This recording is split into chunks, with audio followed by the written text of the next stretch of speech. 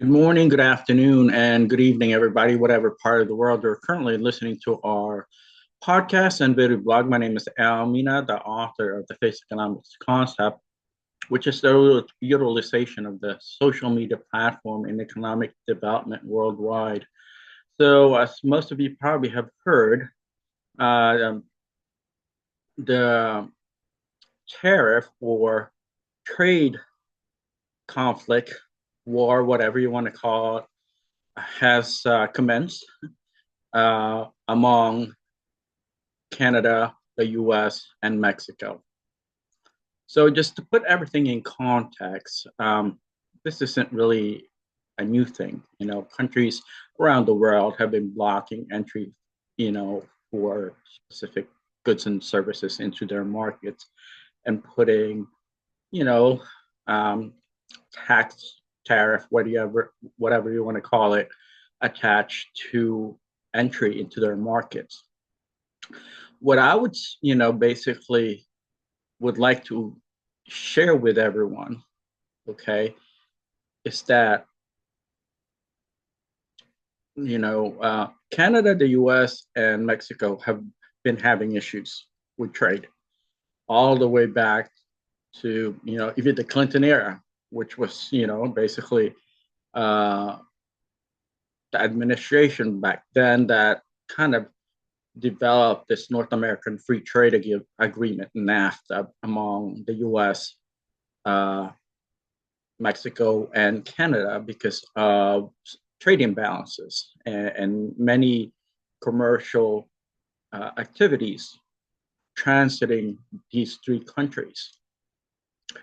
Um, there's nothing new here. I wouldn't be so overly hyped up or concerned or even worried as far as the current situation among the US, Mexico, and Canada.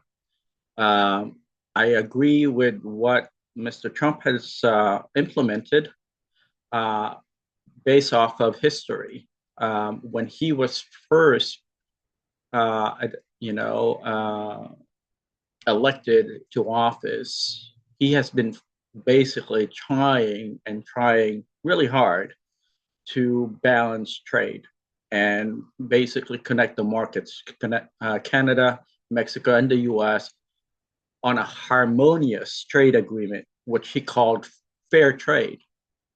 But obviously, Canada and Mexico opted not to take it seriously, or maybe they simply cannot participate in a fair trade type of situation with the US, given that their markets and their overall core competencies and competitive advantage is not as strong as the US market. So, having said this, um, they basically would have to enact some sort of, increasing capacity mechanism for their markets, which is diversifying their target, export destination, attracting additional foreign direct investment from other markets, um, and considering substitutes to import into their markets, and that would also basically entail the same similar strategy for the U.S. market. So in many ways, this saber rattling in economic positions in trade and commercial uh, relations between the U.S., Canada, and Mexico is only going to increase all three countries' capacity. It's going to give them the ability to consider other markets to target, diversify their operations, increase their core competency, competitive advantage, and attracting foreign direct investment from abroad. Okay, folks. So I don't think the market should be overly concerned. I mean, obviously, people around the world that haven't been trained in commercial and trade development and capacity building only hear that there's going to be a deficit of imports or there's going to be, a higher cost of goods and services. But if you look at the dynamics of goods, they're actually you know, directly connected to the cost of goods sold. So yes, there's going to be some sort of increase in prices, but there's also going to be decrease in various forms of costs pertaining to diversification of whatever it is that's being imported from abroad, raw material, wise, and even services. Um, on top of that, I don't see that uh, what's going on as far as this trade imbalances and uh, headbanging going on will really affect the world market per se. It's probably just going to increase capacity worldwide, and also within the U.S. and Canada and Mexico, because now all three countries are going to have to basically brainstorm individually to increase their overall market capacity outside of what the norm was, which was the North American Free Trade Agreement back then during the Clinton times, and then the Canada, U.S., Mexico trade agreement that was enacted when President Trump was first in office. So that's just the reality of today's world. People and markets uh, are fairly, flexible and versatile, and they can sustain and support their overall trade and commercial position because of today's ability of various countries to import and export and diversify that import and export strategy from around the world. So it's not like we're back in the 1990s where barriers to entry and all sorts of you know political instability and government policy would restrict trade. um, I just simply don't see that anymore. When I wrote my book, Barbecue Markets, I actually spoke about this, where yes, you can restrict imports, you can increase tax, you know, or tariff levied against imports, uh, and even have a quota on imports. But the purchasing power of the world today is significantly stronger compared to the purchasing power of the world and markets in frontier and emerging markets, even back in the 1960s, which, I think we need to understand that we're no longer in the 1940s, in the, earlier years of market development, trade, and commercial building and development. Countries today can diversify anytime.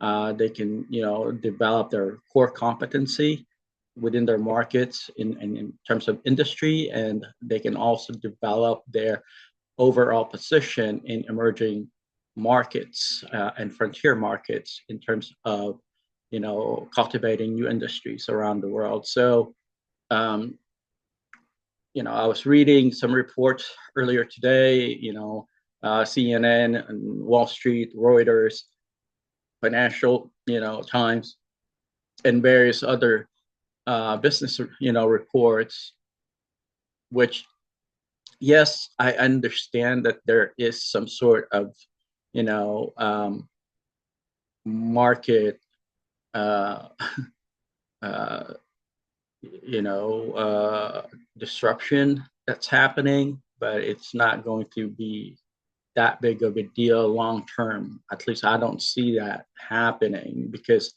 you can always buy substitutes anywhere around the world. It may be lesser of a quality or more expensive, or and even exports can be basically diversified around the world. So it's really not something that I'm overly concerned about. What I am concerned about is market psychology, when people that have the purchasing power is overly concerned or is fearing the future based off of disjointed and irrelevant information regarding this, trade saber rattling between markets, between Canada, Mexico, and the US.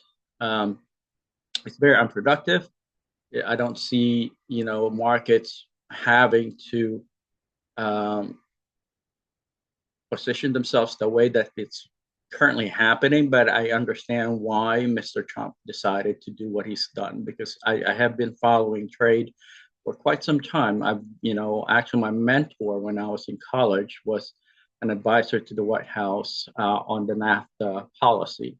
So I have been watching and following these kinds of market events throughout my career, and as even back in college, when I was leading the International Business Council at Liberty University.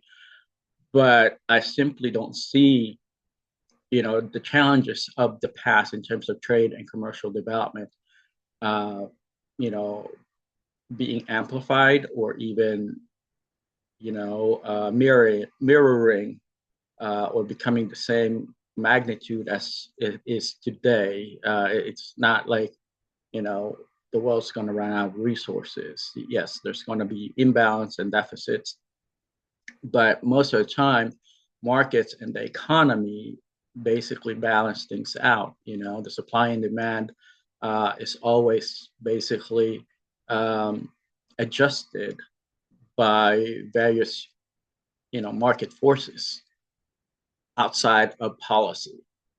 And that proved to be the case, for example, with Russia, when all the tariffs and all sorts of market disruption took place for the Russian economy, when the conflict between Russia and Ukraine started, the bank accounts, SWIFT bank accounts, for most Russians weren't allowed to process and convert currency basically within the SWIFT system. And even their export and import was basically reduced. But, the Russians managed to find a way to stabilize and even increase their capacity as a unit. That's, a country that is at war and had no other resources in terms of trade and commercial development.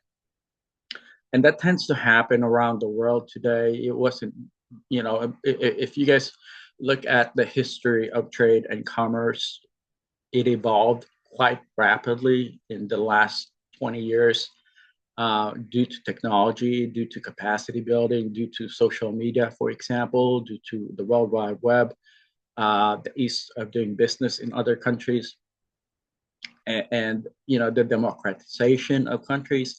So what I would like to basically express is that markets today are more resilient and markets today are stronger more than ever, even in frontier and emerging markets. And these are smaller countries, smaller economies, lesser of a purchasing power.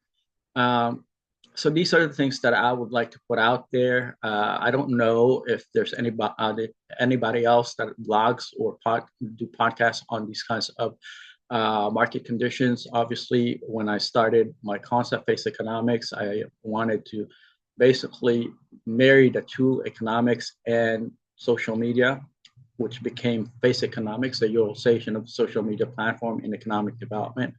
So with this said, folks, I thought I'd make this short and brief and, to the point. Uh, Markets will always have issues regarding trade imbalances, purchasing powers, and documentation procedures and issues. But then at the end of the day, everybody are just, they're okay. It's not the end of the game. I mean, the people that tend to worry so much are the ones that are uninformed, uneducated, and have basically operate based off of hype. They hear something that they really don't know how to associate with, and they are confused, they overreact, and basically they panic. And that's the case for people that simply operate off of hype. people that operate based on what they see and hear without context, without any form of substance, value. And that's why it's important for us today to educate ourselves. And the social media platform is a great way for us to educate ourselves and learn and piggyback off of each other's knowledge and experience and expertise.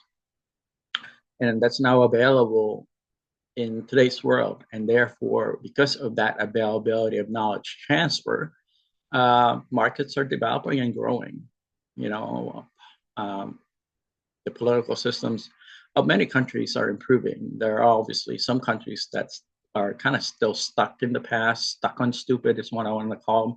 They don't want to evolve. They don't want to, think above what they know or engage in higher learning. They basically just want to stick to what they know. And that's, unfortunate, but I still see some of that throughout my engagement with, government officials, the diplomatic community, business executives, decision makers, trainers, and consultants around the world.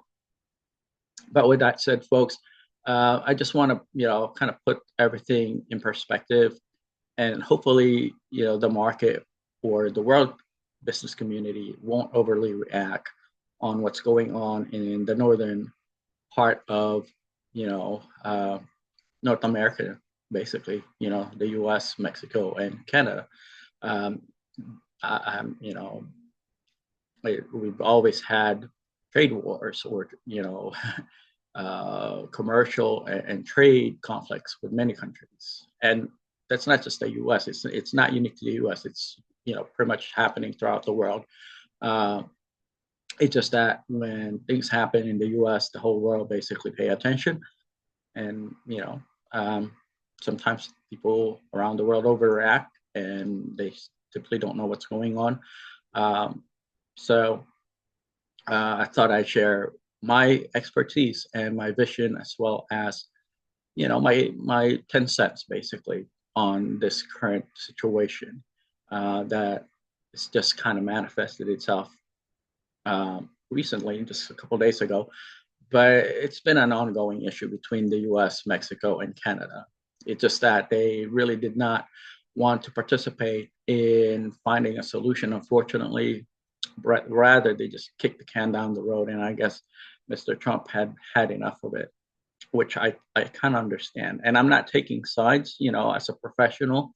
I'm operating based off of my overall experience, observations, and academic training on this subject matter. With this said, folks, thank you so much for listening. My name is Al Mina, the concept author of Face Economics, the utilization of the social media platform in economic development. Today is February the 2nd, 9 p.m. And I wish you all a wonderful rest of your Sunday evening. Looking forward to our next conversation. Take care. Bye-bye.